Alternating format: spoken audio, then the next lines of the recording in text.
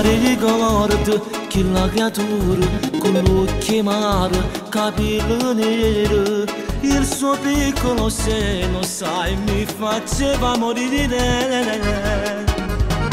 Ora sei una donna vera, il tuo sguardo è sensuale. Sei maestra nel fare l'amore, che sensazione che provo per te.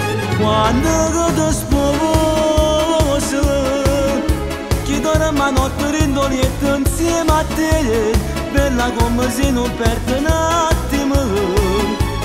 Sarai più bella, senza tenere tempo contato per te, non correre per strada e non ti vedere,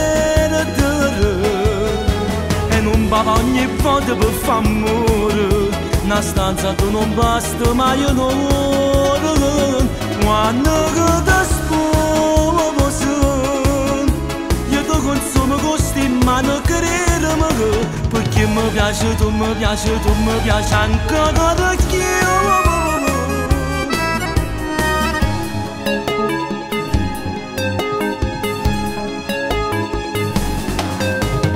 Eri bella da morire, come un sogno, un film d'amore.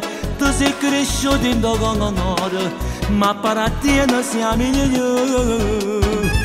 Già tenemmo una casa carella, fra 2 mesi ci sposammo, realizzammo un sogno per noi, e cominciano a vedere per te. Quando ti sposo, che dormo a notte rindolietto insieme a te, bella come se non perde un attimo. Sarai più bella, senza tenere tempo contato per te, non correre per strada e non ti vedere,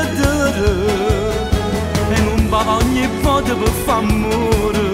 Una stanza tu non basta mai un'ora. Quando ti sposo, io ti consumo con sti mani, credimi, perché mi piace tu, mi piace tu, mi piace anche da chi.